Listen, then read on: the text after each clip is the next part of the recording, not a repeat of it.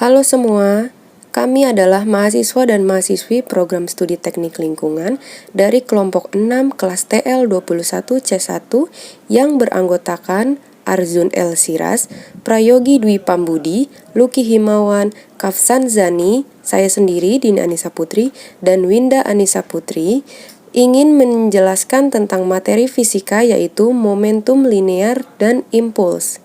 Tugas ini dilaksanakan untuk memenuhi mata kuliah fisika yang diampu oleh Bapak Agus Suwarno, Eskom MT. Momentum linear. Momentum dalam fisika adalah ukuran untuk memberhentikan gerak suatu benda. Momentum merupakan besaran vektor secara matematis.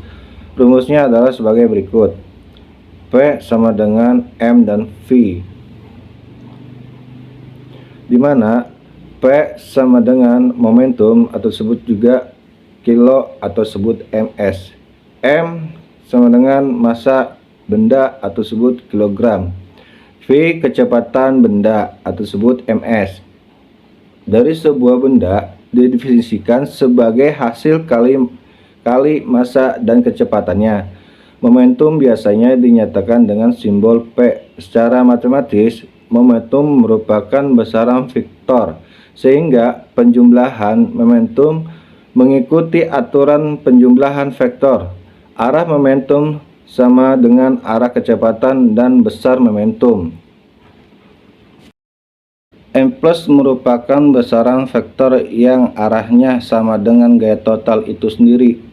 Satuan S1 untuk M plus sendiri adalah satuan Newton atau sekon atau disebut juga NS.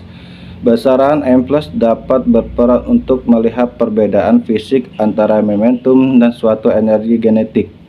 Karena suatu perbedaan tersebut memiliki hubungan yang sangat dekat dengan momentum, M plus juga dapat diartikan sebagai suatu peristiwa pekerjaannya, gaya dalam suatu yang sangat singkat. Untuk membuat suatu benda yang dia menjadi bergerak, diperlukan sebuah gaya yang bekerja pada benda tersebut selama interval tertentu.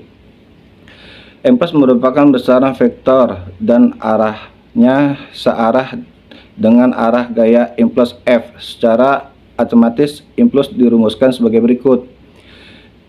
I sama dengan F, AT sama dengan F dalam kurung T2 min T1. M plus pada grafik. Definisi M plus terhadap grafik terdapat rumus M plus pada grafik F min AT nilai I M plus sama dengan luas daerah di bawah grafik.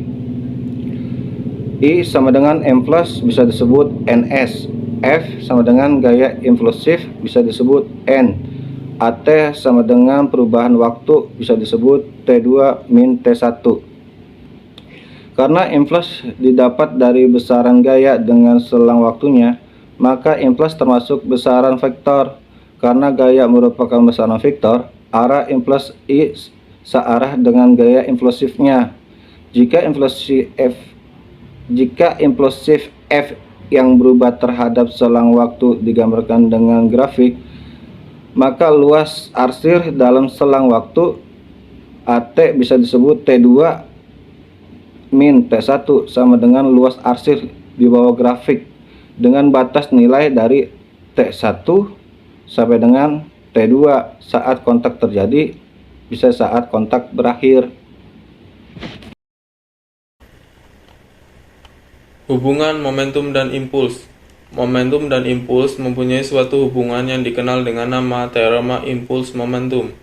Bunyi teoremanya adalah impuls yang dikerjakan pada suatu benda sama dengan perubahan momentum yang dialami benda tersebut, yaitu beda antara momentum akhir dengan momentum awalnya.